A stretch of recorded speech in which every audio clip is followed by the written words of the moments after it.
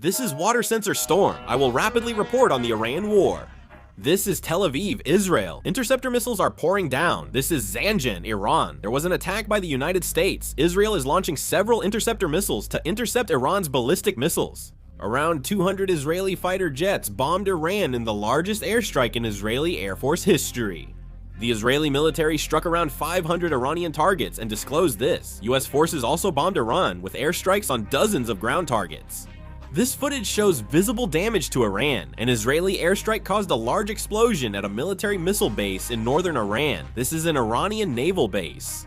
Due to attacks by the US and Israeli air forces, several Iranian escort ships are on fire. A large-scale airstrike against Iran is underway. The Israeli military is conducting a large-scale attack. This is Erbil, Iraq. Iran attacked Erbil, Iraq. This is Erbil, Iraq. Due to Iran's attack, the US consulate located in Erbil, Iraq suffered significant damage.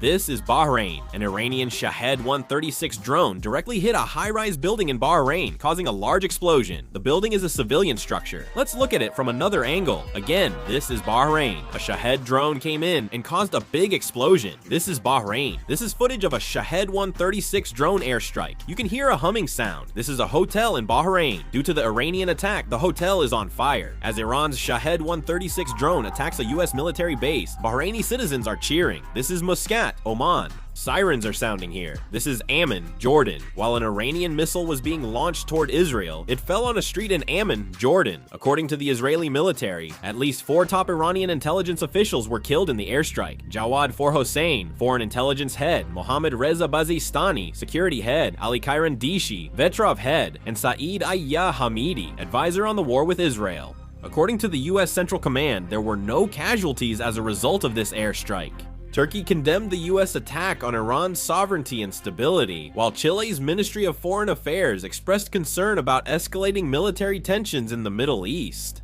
Qatar has announced the suspension of all entertainment activities at public events, gatherings, hotels, and tourist sites until further notice. President Macron stated that France has condemned the attack on Iran. President Macron emphasized that our top priority is the safety of our people and assets, and stressed that diplomacy must take the lead. A spokesperson for the Iranian Red Crescent told Mehr news agency that US and Israeli attacks affected 24 Iranian provinces, killing at least 201 people and injuring 747.